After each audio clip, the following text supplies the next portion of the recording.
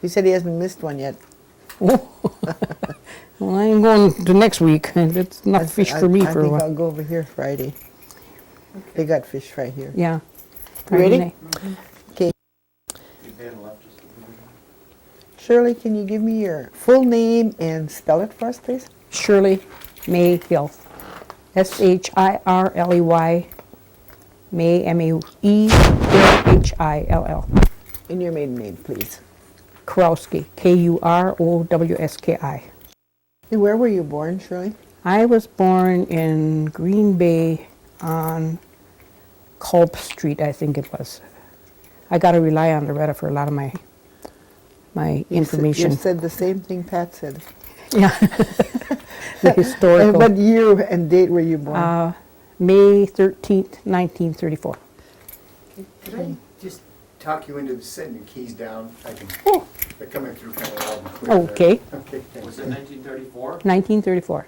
Okay, and one last thing, are you chewing gum right now? Yes, I am. Would it bother you to lose the gum for the interview? No, Okay. not at all. Okay, we're good. Can we go now? We're going. Okay. Are you married, Shirley? I'm married to Fredman Hill. Okay, and where were you married and when? I was married, this is my second marriage. I was married in 1969. Already had 4 children before I got married for the second time. Oh, from your first marriage? Yeah. And who was your husband then? I was married the first time and I was 17 years old. I was married to Andrew Parker Jr. and I had 5 children by that marriage. Don't ask me what year that was. I don't quite remember. I was 17 years old, so just subtract from. And what were the names of those children you had? Elaine, Connie, Bruce, Danny, Janice, and Randy. And who was your second marriage? My second marriage is Fritz Hill. Fritz Fredman Hill? Fritz Hill, yeah. Okay. And is he Oneida? He's Oneida. Okay. And how many children did I you have have from that marriage? 5 children by that marriage. And their name? That is Leanne, Todd, I can never remember because they all call her Moon, and Reese and Rory, who had died in a car crash, and Rocky. Okay. And can you tell us a little bit about when you were growing up? When I was growing up, well, we moved from Culp Street to Elmore Street. I was 7 years old, and my dad lost his arm on my birthday. He had his arm cut off at the Holbrook paper mill, and then we moved to Oneida that year when I was 7 years old, and they had bought the. It used to belong to a Jordan family prior to us buying that property, and we lived there ever since on Seminary Road. And then what kind of education did you have? And where did you go to school at? I went first to, I believe, Silver Summit School, and I went there till I guess maybe I was in 2nd grade or 3rd grade. And after that, then I went to St. Joseph's Catholic School up on the hill in Oneida. And I graduated from the 8th grade there. And from there, I went to Seymour High School. And I went 2 years.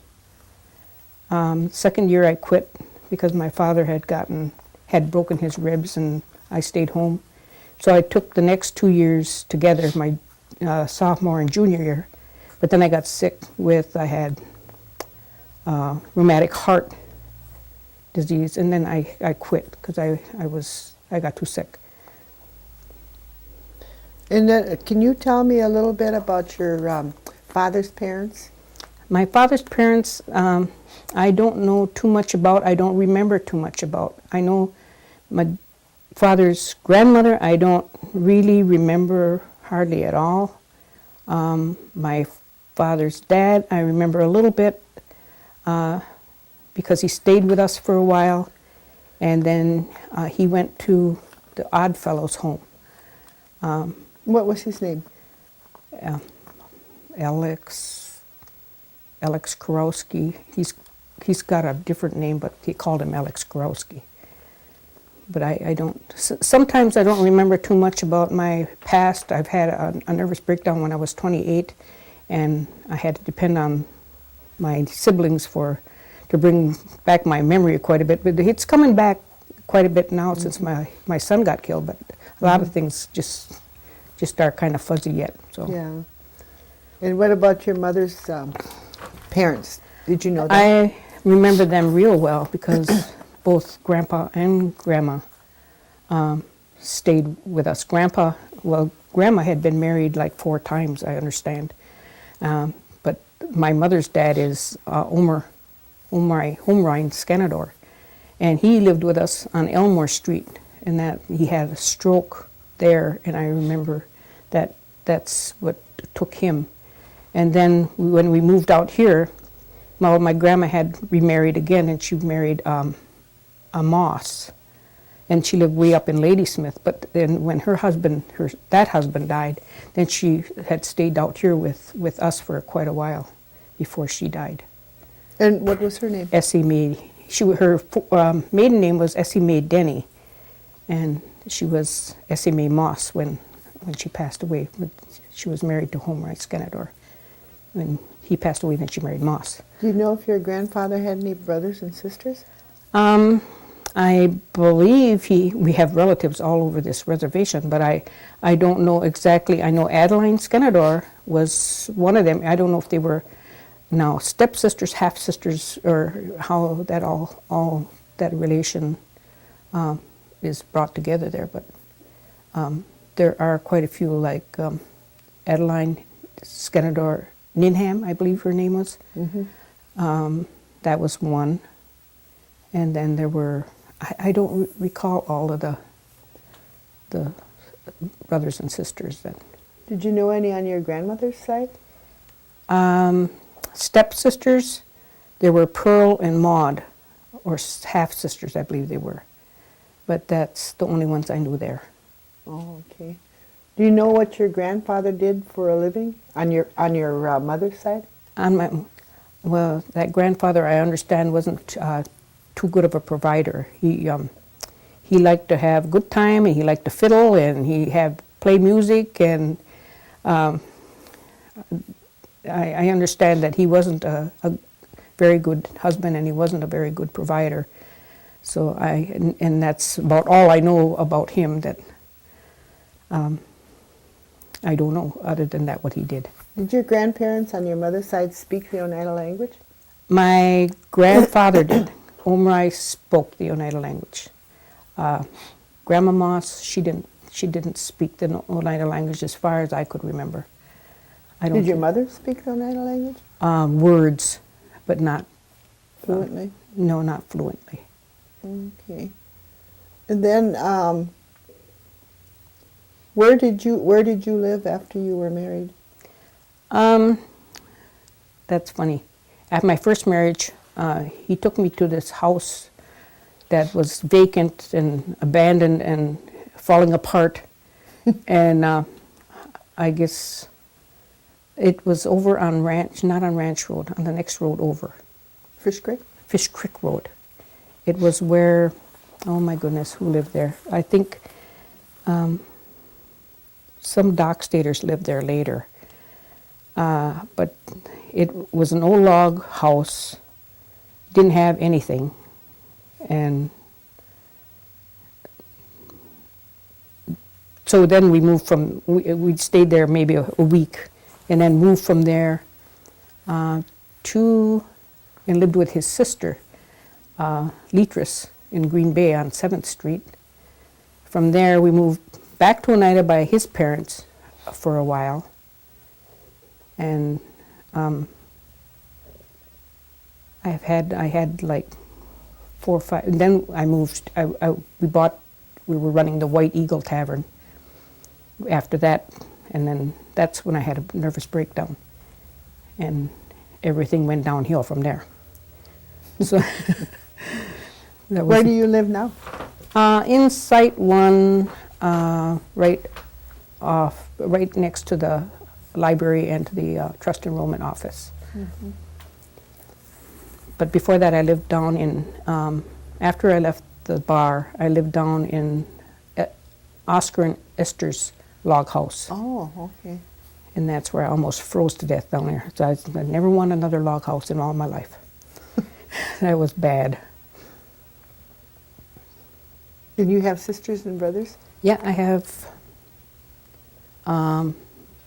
there's 5 of us. Loretta, myself, Kenny, Kenneth. There's 6 of them. Let me see. Pat, Jerry, and Linda. There's 6 of us. 6 of you? 6 of us. Okay, I think you only named 5. Did you name 5 or There are 6? 5 brothers and sisters. Now 6 includes me. Oh, okay, Yeah. all right. That's understandable. And what is your church affiliation, Shirley? My church affiliation, I've been through many religious affiliations, from the Catholic Church. Well, we belonged to the Methodist Church. I went to Catholic school. I have attended the Assembly of God. I've attended the Lutheran Church. Right now, I am a member of the Episcopal Church, though I haven't attended church since my son got killed. I do come to doings, and I do come to other people's funerals for their support and things like that. But what changed my attitude about the church was when my son had passed away. I felt I was really down. I felt I had to pray. And I come to this church, and the door was locked. And I often wondered if they had locked God in, or if they locked him out, or I was really distraught at the time. So I went through the graveyard, and I hollered, screamed, and everything, and I felt at peace right out in the wide open, and I haven't been back to be in a church since that time. Were you ever into the Longhouse Church at all? Not as to be affiliated with it.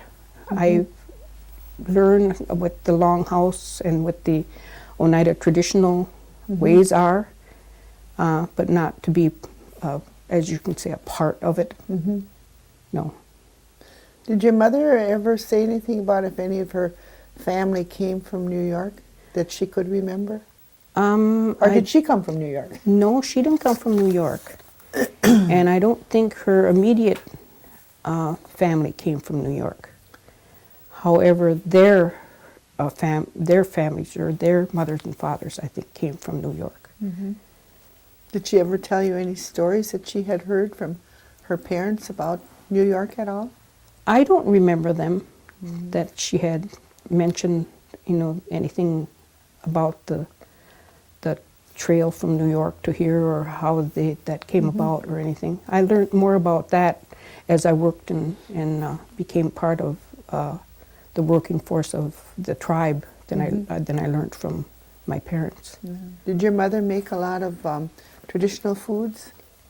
No, not that I can say that she was a very good all-around cook, but as to cook cornbread or corn soup or those kinds of things. We baked our own bread and all of those just the normal foods that anyone eats. And if we got traditional foods, we usually got it from somebody else. Bought it from somebody. Right. Did she do a lot of canning?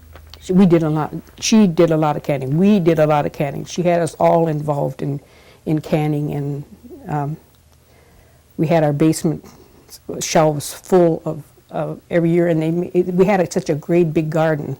It was always like a 3-acre, 5-acre garden, and a lot of times in the fall when we're supposed to be going to school, we'd have to stay home to harvest that and can and do whatever we had to do. And at times, we had the cattle, and there was one time I can remember real well when they had this, it's almost like a strike, NFO or some kind of a thing that was going on. And instead of pouring the milk out, they took the cream off, and they had bleached the wash machine and had took the cream and put it in the wash machine and made butter in the wash machine and gave it to the neighbors. And Oh, that's interesting. that was interesting. Yeah. That was well, you just didn't want to waste anything. Was it a milk strike or something? Yeah, I think he called it NFO. I'm not sure what it was, but it was farmers protesting against the prices of milk, and that's what they did. How many head of cattle did you have? I think the most that I can remember is about 30 And those were dairy cattle? dairy cattle. Oh, And I okay. can remember having to get up at like 4:30 in the morning and milk cows before you go to school and all that stuff. You were tired by the time you got there.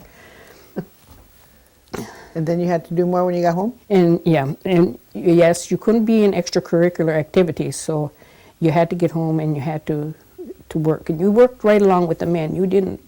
There was nothing like a woman's job and a man's job. You helped with everything.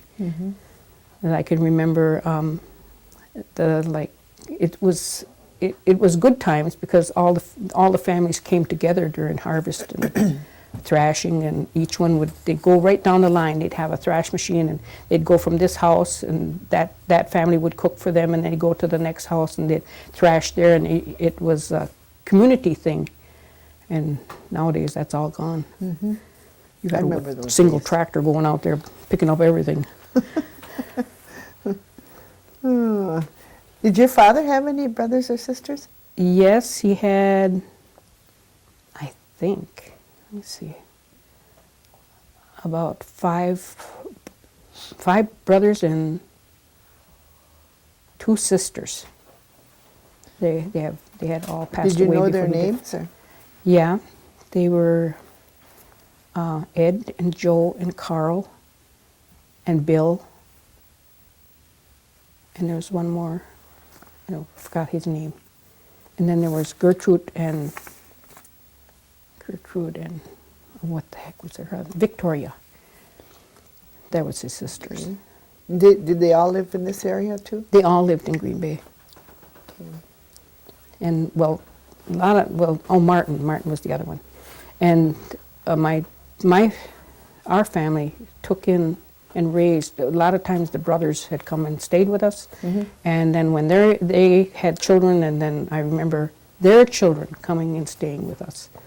It's Dad and Mom were always taking care of somebody. They always had somebody at the house, always like sometimes like an orphanage. So I think that was the way with a lot of them. I think so. In those I believe that days, was. Nobody got left out in the Yeah. cold. Well, how do you feel about the term of sovereignty? Sovereignty,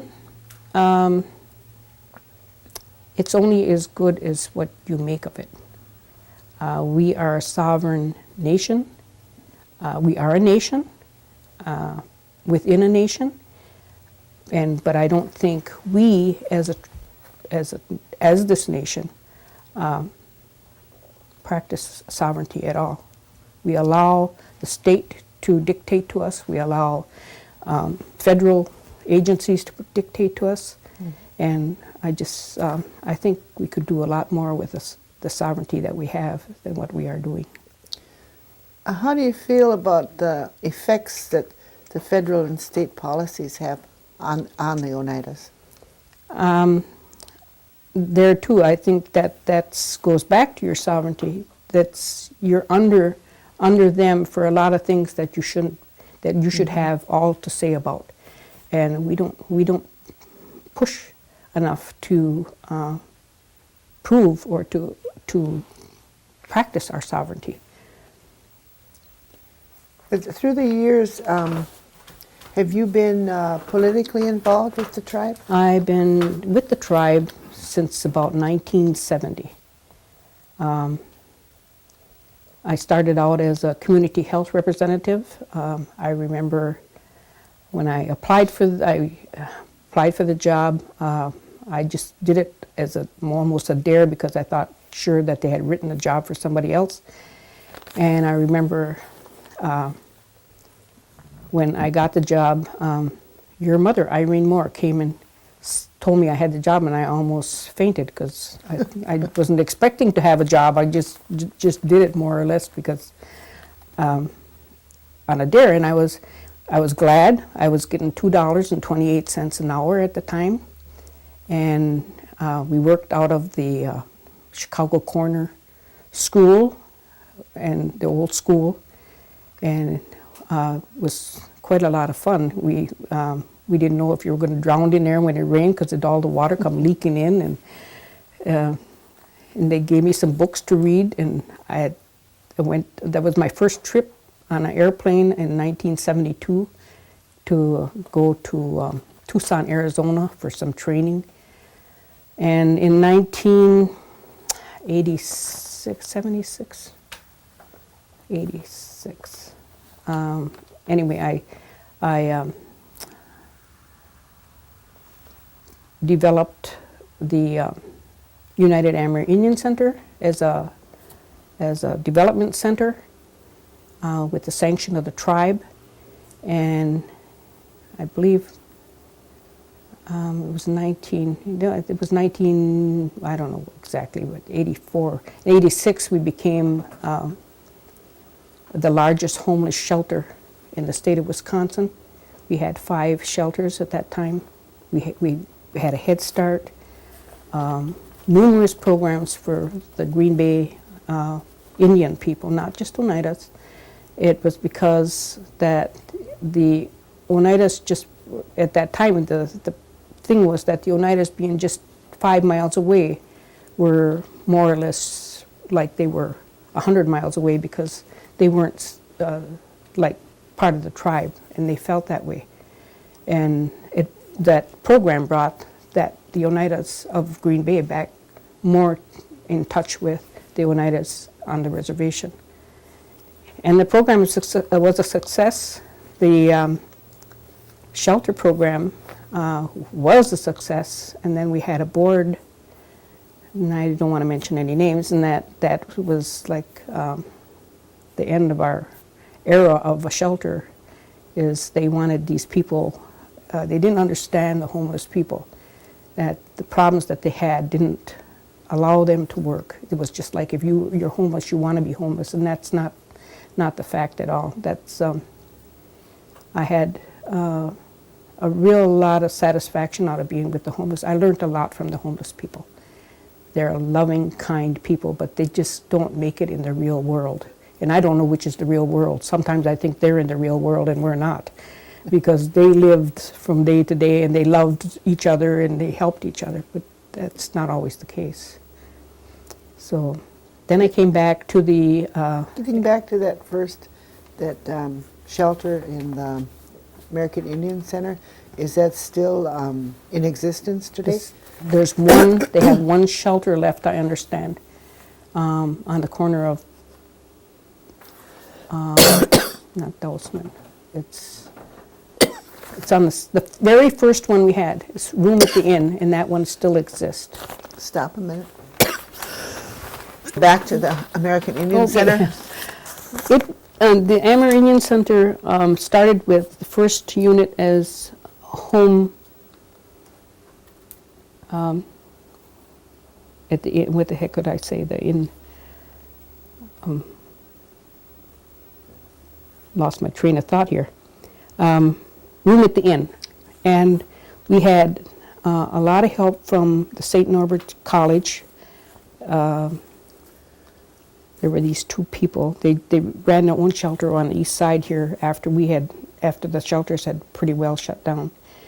And there was a stepping stones like for the different shelters. One was Home at Last. That was not the very last one, because then we had the transitional site, and that was part of the Room at the Inn upstairs. That was where people that were advanced enough would go there and they'd find jobs and they would stay there on a trial basis, but they only were allowed to stay there just so long until they found, so you could move them on out and help them find homes for themselves and whatever. But there were real sad cases, and I could remember when the saddest ones were people that weren't always homeless or weren't always handicapped or couldn't think for themselves. There was one mother that stuck in my mind for years and still does. It's where she had 6 young boys, and her husband had gone to the hospital and had used up all their resources and whatever, and the 6 boys had just went on about their business and didn't want to take care of the mother. She ended up in Brown County Mental Health Center. It was really nice to know that I got to know one of the boys and reunited the one boy with the mother, and that mother went to live with one of the boys. But they were well-to-do at one time, but everything had gone to health care. They had nothing left. She had nothing left. And that was very devastating to her, and it just took her down. Is the Amerindian Center still there today? The room at the inn is still there, and the Amerindian Center is still there, and it's on Dousman and Broadway, and they still have this old railroad office building that they are housed in, and they have rooms upstairs that they rent out, I guess, for a little bit of nothing, just to some of the people that are homeless yet in Green Bay. But it still exists. It's in operation today. It's still in operation. Okay. Then where did you go after? After that, in 1991, I was elected to the business committee, and I was there for 9 years. And from the business committee, I then went to the gaming commission, where I still am. I think I still am there. I never know from one day to another if I got a job. Oh, very interesting. There was something else I wanted to ask you. Oh, I was going to ask you, do you know what clan you belong to? I believe, from what my sister says, we belong to the Turtle Clan. Turtle Clan? The Turtle Clan. I have never researched that myself or never seen any evidence that how we got to be a Turtle Clan, but that's what Loretta says, that we are of the Turtle Clan. Do you remember any holidays when you were growing up that were special, that stood out for you? I didn't really like holidays. It seems like every holiday some tragic thing always happened rather than being a happy time. Mm-hmm. There was always something happen on holidays. And I never look forward to holidays or to celebrations of any kind. Mm-hmm. So I kind of just shut them out of my mind and just took them as another day, and then it didn't hurt so much when things happened. So, but that's the way it seemed to go. I don't know. What about herbs? Did your mother use any herbs for medicinal purposes or anything? I believe we used, oh my God, I think we sometimes had, I don't know where, we knew this one lady, Mary Denny, and she brought over medicine. And we used goose grease and skunk oil and a lot of chicken soup and catnip tea and a lot of herbs, lot of things you grew yourself or you found out in the woods or wherever. Mm-hmm.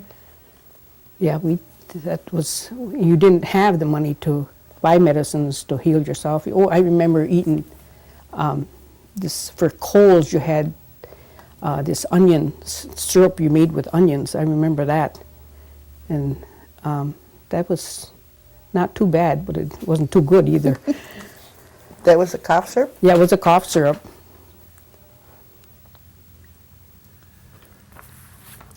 What does it mean to you to be an elder? I really don't think of myself as an elder. I guess maybe if I did, I would quit working or something. But I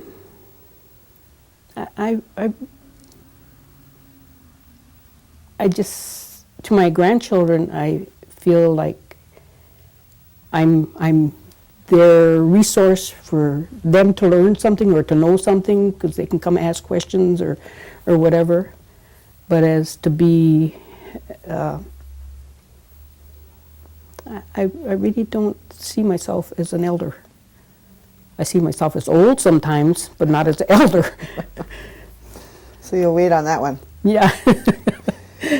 We forgot to find out how many grandchildren you had. How Oh many do my you have? Lord. I lost count, I think, somewhere along the way. I believe I have like 42, no, that's like 42 great-grandchildren. I have like 38 grandchildren. 38 grandchildren? Yeah, but I don't have 42 no great great-grandchildren? ones yet. Oh, okay. Well, that's something to be proud of. Yeah, really, population explosion all by myself here. Do you keep track of all their birthdays? Pretty much, not their birthday so much as, well, when they have, like they celebrate once a year, we all go to the park and then celebrate everybody's birthday all at one time at the Pamperin Park. We have a great big to-do with the whole family. And that's from all my brothers and sisters and their kids, and it's just a big doing. So if anybody gets left out during the year, that's when everybody celebrates everybody else's birthday. So Oh, that's interesting. yeah, and I said I think I give each one enough during the year, so if Christmas comes, I don't have to give them all something at one time. What do you think of the Oneida tribes, what they do for the elders? Do you think they're doing enough for the elders? I think they've come a long way in what they do for the elders. I think when you're an elder and you are really in need and you can't assist yourself, that's one thing we do need is assisted living center. I think our elders need attorney representation because we don't always know, and we can't afford attorneys to fight what we actually need, or if something happens to us. I think them kinds of services are needed. I think they've come a long way, but I don't think everybody is included in their elderly list is for equal services. Or another thing is that to be able to live in their home, if that's what they wish to do, instead of going to a nursing home. And most of their kids are working now. It's a different kind of lifestyle. You don't have, the children don't stay at home anymore. And so they cannot stay home and take care of a mother or father. So there has to be something that can help them in-house to provide that care for them in their own home if that's where they wish to be. And I don't see that happening right now. Not for everybody anyway. There's just maybe a few, and the rest of them fall through the cracks. And I see a lot of them happening nowadays where, the elder parent wants to be at home. They don't want to be in the hospital. They don't want to be in a nursing home. And they can do nothing more for them. So. What about the other services that they provide, like health care and that? How do you feel about that? I think our health care is improved like 85% from when we started, more than that, when I started in 1970. It was like we received the $10,000 health services grant at that time, and we tried to cover everybody in both Outagamie and Brown County. Well, as the money got bigger, we covered less territory. And now I understand we got this big, beautiful health center, but I think the Oneidas are sitting out waiting while we're taking in patients from all over the state of Wisconsin and beyond. And I don't think that's fair, because they built this to take care of the Oneida health needs, and that's not what I understand is happening. And maybe it's going to improve. I hope it does, but right now to me it's yet to be seen. So what about their, do they have other things like for the people, like such as a museum and something to do for the to keep our culture alive? I feel that's growing, but it's very slow in getting to where it is. I don't think there's enough. There's not enough for children to do. There's not enough for young adults to do. There's our recreation centers are backwards. When the schools are in session, they're open. When the schools are out of session, they're closed. It's ridiculous in the way they time their openings and closings for participation. It's I don't know if we don't have parents that run these things, that see those things, but as far as jobs, I think our children, our youth, don't have enough to do. When we were young, we picked beans, picked pickles, picked everything you could think of, and made money for ourselves. There's not that opportunity anymore. There's nothing for the kids to do, and then they get in trouble. And it can't be all recreation. You have to have something that's productive for them, and we don't have that. I don't know what the answer is. That and then the other thing is, we don't have an opportunity for the youth that have been in trouble, or any adult that's been in trouble, to come up in the world, a probationary kind of thing where they can get into a job and try to make it go, and somebody to push them along and say, hey, you are worth something. Because we have seen people rehabilitate in jobs when they knew that they were worth something and they could do something, but they don't get that opportunity too often. Okay, is there anything else that you'd like to say in regards to the tribe or this generation? I see the total improvement, well, not total, I can't say total, but I can see a real improvement.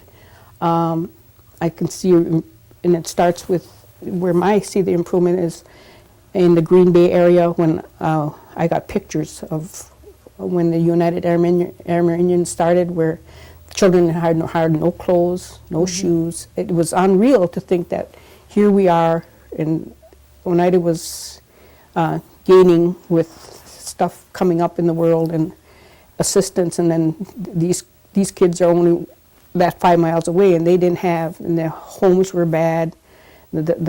Everything is improving. You don't see the res runner cars anymore like we had seen, and if that's a sense of prosperity, I guess then we're prospering. But I still think we got a long way to go when it comes to building ourself up as a generation or a people that believe in each other, or can do something for each other. Which I think one gets ahead and forgets about the guy that's behind you, and I don't think that's what we should be as a tribe or as a nation. Okay. Anything else, Bob? I've got goosebumps here. I'd vote for you for president. Don't do that. Okay. Well, we want to thank you for participating in this interview, and when the tapes are done, we'll deliver one to you. Oh, So thank your you. grandchildren will have something to brag about. This was my grandma. Yeah, but sometimes that's the only connection you have, like looking at videotapes from my mother. And it's You have videotapes of a your couple mother? of them, yeah, Oh, and you're that's so fortunate. nice. I mean, Yeah.